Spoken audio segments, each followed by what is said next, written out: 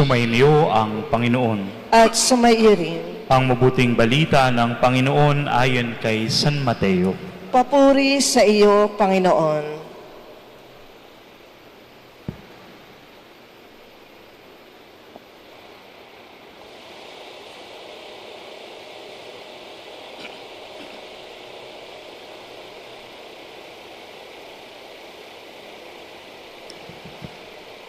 Noong panahong iyon, isang araw ng pamamahinga, naparaan si Jesus sa triguhan. Nagutom ang kasama niyang mga alagad, kaya't nangitil sila ng uhay at kinain ang mga butil. Nang makita ito ng mga Pariseyo, sinabi nila sa kanya, "Tingnan mo ang ginagawa ng iyong mga alagad. Bawal iyan kung araw ng pamamahinga." Sumagot si Jesus, "Hindi ba ninyo nabasa ang ginawa ni David nang magutom siya at ang kanyang mga kasama? Pumasok siya sa bahay ng Diyos at kumain ng tinapay na handog sa Diyos at pinakain din niya ang kanyang mga kasama. Labag sa kautusan na kanin nila ang tinapay na iyon, sapagkat ang mga saserdote lamang ang may karapatang kumain niyon. Hindi pa ba ninyo nababasa sa kautusan ni Moises na tuwing araw ng pamamahinga, lumalabag sa batas tungkol sa araw na ito ang mga saserdote sa templo? Gayon may hindi nila ipinagkakasala iyon. Sinasabi ko sa inyo, naririto ang isang higit na dakila kaysa templo. Hindi sana ninyo hinatulan ang mga walang sala kung alam ninyo ang kahulugan ng mga salitang ito.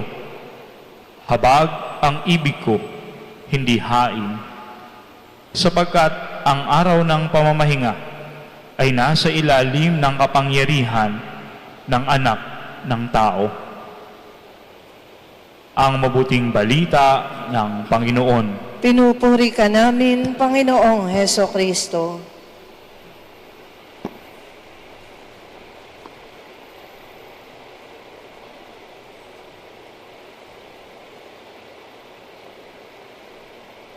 Isang magandang hapon po sa inyong lahat.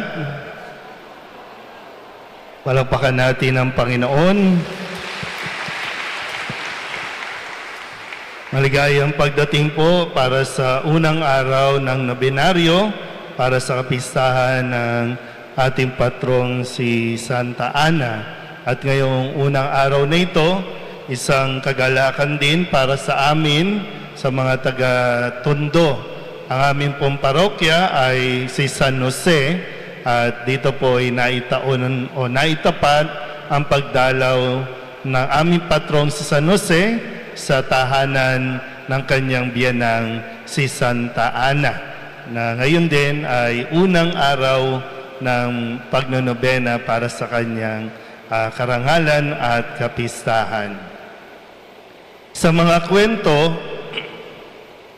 naririnig natin na ang mga magulang ni Maria ay mga taong matuwid. Si Maria mismo ay isang taong matuwid. Si San Jose rin, narinig din natin na ipinahayag na siya ay isang taong matuwid.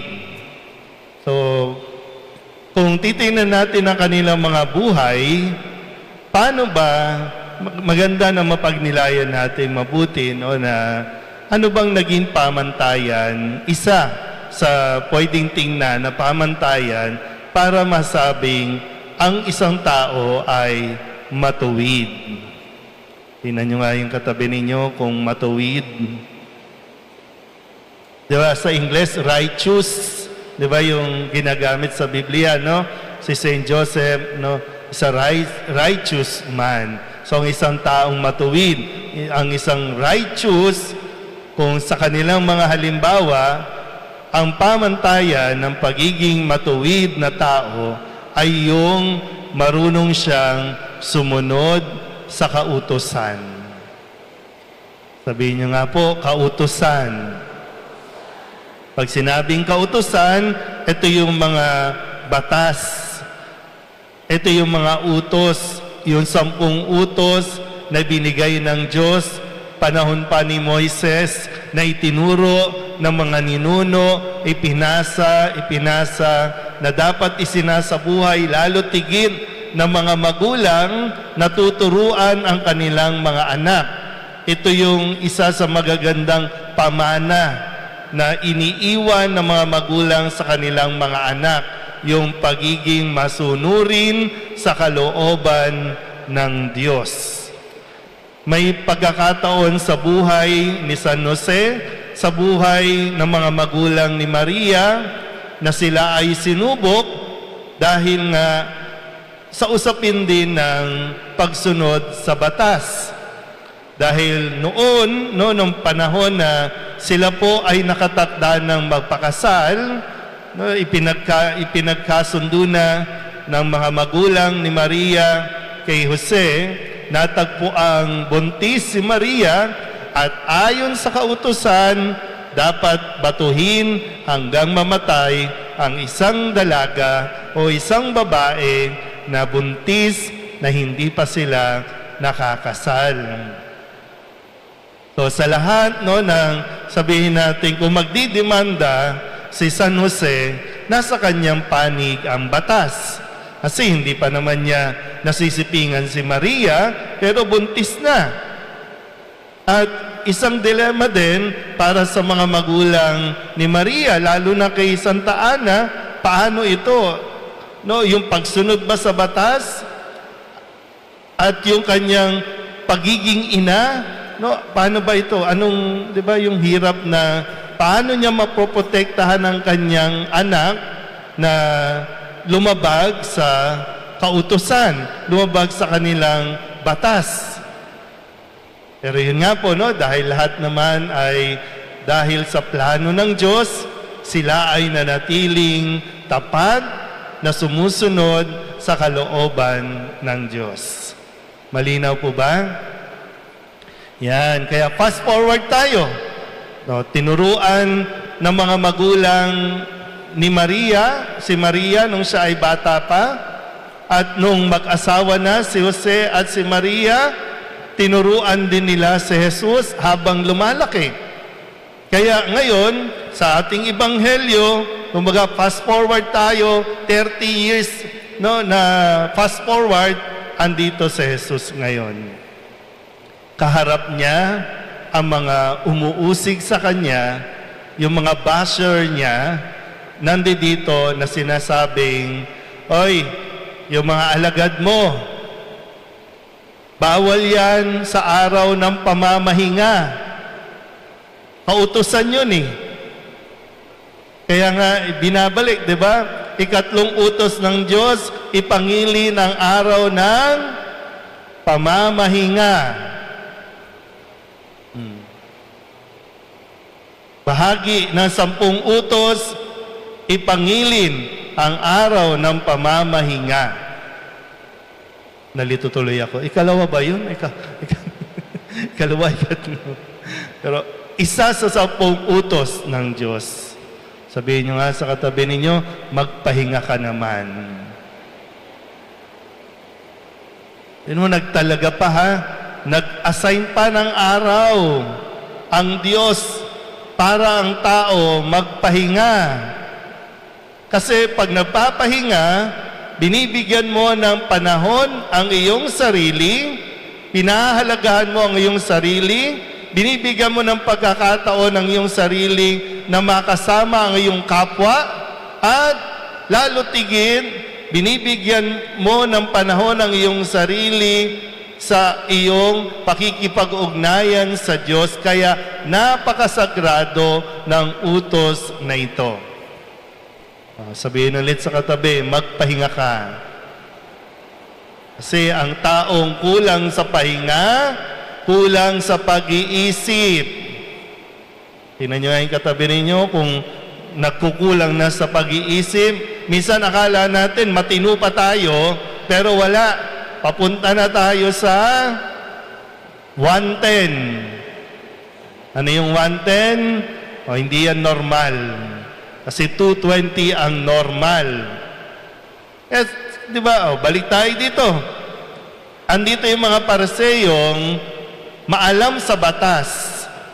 Pero sita ng sita, nakalimutan na nila ang kahulugan at pinakapuso ng kautusan na ito. Nandoon na lang sila, fixated na sila sa tagahanap na lang sila na mali yan, bawal yan, bawal yan. Pero yung relasyon nila sa isa't isa, napakalayo.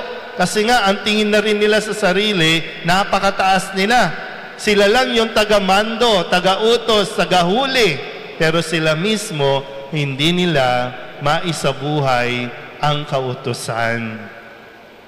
Kaya, eto si Kristo, sinita niya na at pinagpapaliwanagan niya na ang mga Pariseyong ito. Kaya, nawa sa halimbawa ni San Jose, kay Santa Ana, kay Maria, katulad ni Jesus, responsibilidad din nating alamin ang kautusan, alamin ang batas. Marami sa atin mga Katoliko, naturingang Katoliko, madalas magsimba, deboto ni San Jose, deboto ni Maria, deboto ni Santa Ana. Sige nga, tanungin nyo nga yung katabi ninyo, memorize mo ba yung 10 utos? Pag hindi, sampalin mo yung katabi mo para matauhan. Pero di ba, reality check, di ba? Araw-araw, ipinaglalaban pa natin Katoliko tayo, sagradong Katoliko, pero hindi natin isinasa puso, isinasa isip ang mga utos ng Diyos. Kaya tayo nagkakagulo, kaya tayo naglalabo-labo. Kasi feeling lang natin, alam natin, bawal to, bawal yan. Teka nga, paano mo nasabing bawal? Nasaan ba yan sa 10 utos ng Diyos? Di ba, sa simbahan, nagkakagulo tayo eh. Ang punot dulo lang yan, may sumuway sa atin sa utos ng Diyos. May hindi gumawa ng ayon sa kalooban ng Diyos. At yung sumuway, yun pa yung bida-bida. Yun pa yung mas marunong. Kaya nga, sa lipunan natin ngayon, anong mga pinag-uusapan? Batas. Yung batas na ginawa ng tao na lumalabag sa batas na ginawa ng Diyos. O kaya, ang gulo-gulo natin, ang kautusan, muli ang mga kautusan ay ibinigay para sa ikabubuti ng tao, hindi sa ikapagpapahirap ng tao. Kaya nandiyan yan. Kaya ibinigay yan para mas maging mabuting tao tayo sa ating kapwa. Kaya ang kautusan, kung babasahin niyo po, mayroon naman kayong mga cellphone, nandiyan na yung internet.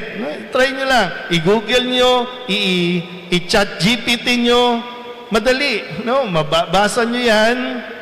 Pero hindi lang basta babasahin kasi sa pagsunod ng kautusan ng Diyos, ang kailangan natin ay common sense. Sabihin nyo nga. Sabihin sa katabi, common sense. Hindi yung sita ka lang ng sita.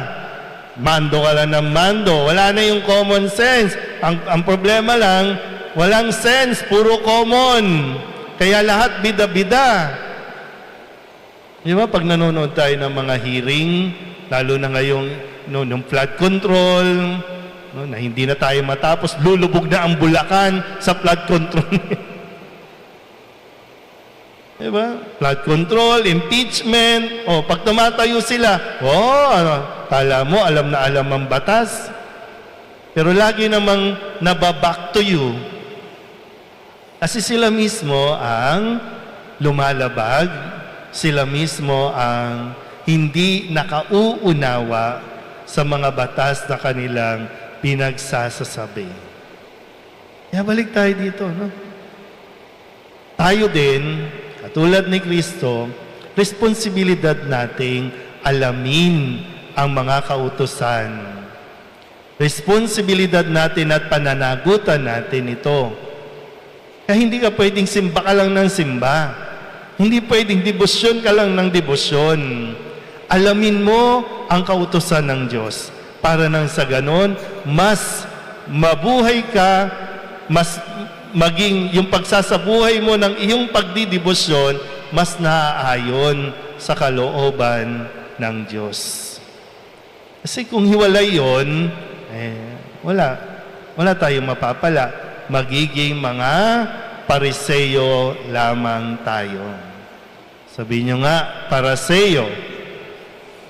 Pag sinabing Pariseo, kadalasan to, di ba, no? Ang sinasabi ni Kristo, mga mapagkunwari, mga mapagpaimbabaw. Yan ang ugali ng Pariseo. Kaya, sana po, no? Sa pagtutulong-tulong ni Jose, ni Santa Ana, ni Maria, at ni Jesus, matutunan dinawa nating isa puso ang mga kautusan na binigay ng Diyos para sa atin. Amen.